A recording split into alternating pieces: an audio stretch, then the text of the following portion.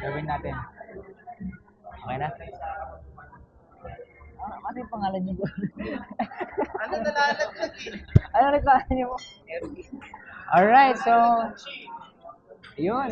Alright, so kasama natin si Kajosyong Erwin. Yan, so meron siyang services na aircon. Yan, so naglilinis siya. At ngayon ay i-interview natin siya parang podcast sa experience niya sa pagninegosyo. Tanungin natin siya kung ano yung mga services. Yan, kung paano siya nagsimula from the scratch. Yan, ating kuya, ikakwento niya kung paano. Sir Erwin, ilang taon pa kayo nag-start mag-business? Pero ilang taon pa kayo nun? Ano na ako? Nung time sa 1940 na ako.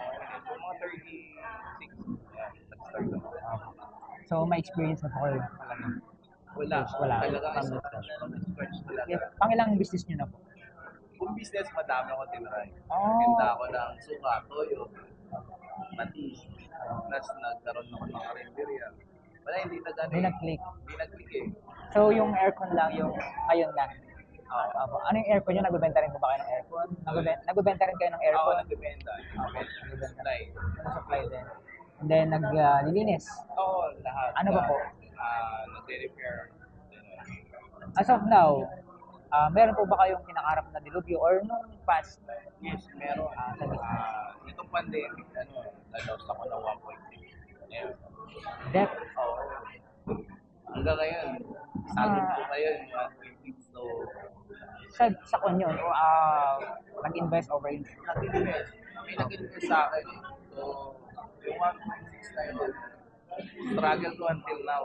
Kasi nga, yung mismanagement, yung pagtulong sa tao, hindi pala capable din sa... So, naging, Hindi siya naging giver ka ba? No? naging favor ako sa tao. So, inayaan ko yung tao maging lax. Which is hindi pala dapat.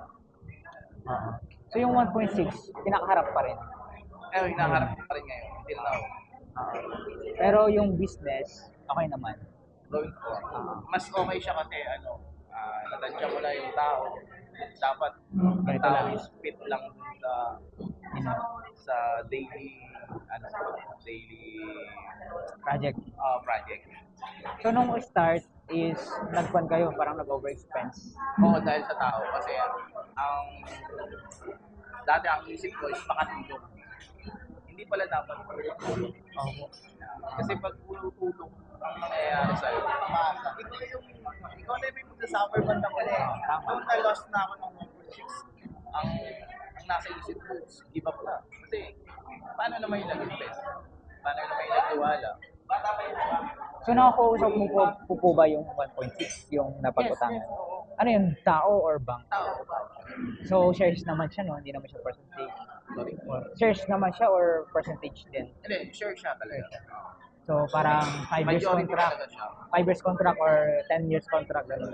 Unlimited contract. Ah, Walang contract. Kumbaga. So, alam niya na loss. Alam niya na loss. Alam niya. Talagang kasi open na yun. Open yung libro. So, ang nangyari ngayon, aminado ko Paano? yung dun sa naging decision ko na maging tax.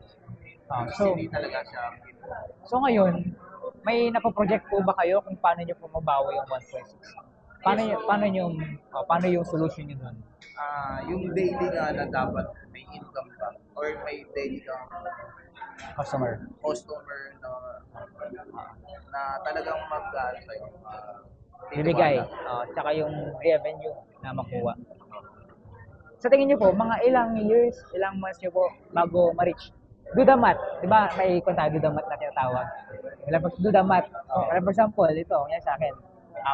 500 per day. Times 24, 20. Or depende, ilang araw po nagpukan. Tapos, kunyari, 5,000, 10,000 per month. Tapos times 12. Parang 40,000 or what. Parang ilang years nyo bago mabawi? Yung trust ko na yun, napaproject ko siya, makakommunicate ko siya ng mga within 2 years. Natuloy-tuloy lang yung formula ko ngayon. Na everyday dapat meron kang customer, everyday dapat hindi ka nababakasi. So sir, focus po kayo ngayon sa Focus aircon. talaga ako ngayon. Tapos yung partner nyo, through finances lang siya or management or sa aming department? Finance. So kayo lang dalawa. So parang ngayon, merong problem sa kailangan solusyonan. Merong problem sa kailangan solusyonan. Oo, talaga. Which is challenge. Ayun talaga ang ginawa eh. Parang binigyan niya ako ng formula. Yung which is yun yung ngayon ginagawa ko. And then, sabi niya sa akin, malaki na yung naging experience ko. So, wala nang, sa pagkakaintindi ko, hindi na siya magbibitaw. Kasi nga, Tiwala. oo, Actually, na-experience ko rin yan. Siyempre, nakita nila na wala na, ito ganyan. Meron time na magpa-partnership pa sana. Kaso nga lang, nakita niya yung nangyari.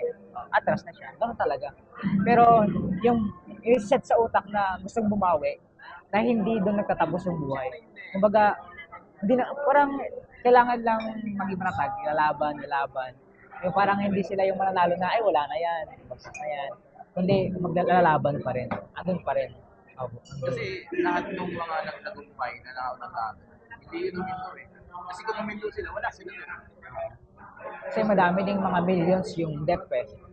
Madami ding millions yung debt na naging successful, di ba? May utang, ganyan, pero naka-recover sila. Pero it takes time nga lang. At ngayon naman, nakita naman natin na yung willingness, yung willingness na babawi. Oo. Diba? Especially sa inyo, okay naman.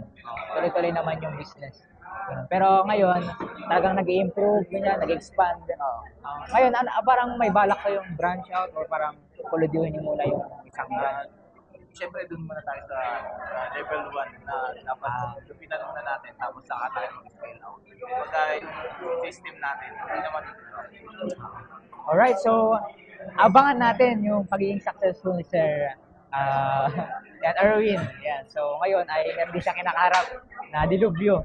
Pero sa biyaya ng Panginoon, matatagumpay rin natin ito. By God's grace. So, kapangyarihan niya. Yan. So abangan nyo yun, mga kataraji. At titingnan natin kung anong gagawin ng Panginoon sa atin. At baka nga in the future, maging milyonaryo or bilyonaryo or trilyonaryo pa sa biyaya ng Panginoon. Alright, so paki-advertise yung page, yan, yung name na like and follow nyo yung page namin na Gesture and Refrigeration Services. And then may YouTube channel din kami, yun din. And then, share na lang din po. Alright, so thank you for watching. Don't forget to like, share, and subscribe. Nawawag kayong kalimutan mag-comment kung ano yung mga question nyo about aircon. Ayan. Sakaling may mga question kayo or gusto nyo isolusyon, nagkukon ba kayo? Nag-tutorial kayo sa YouTube channel.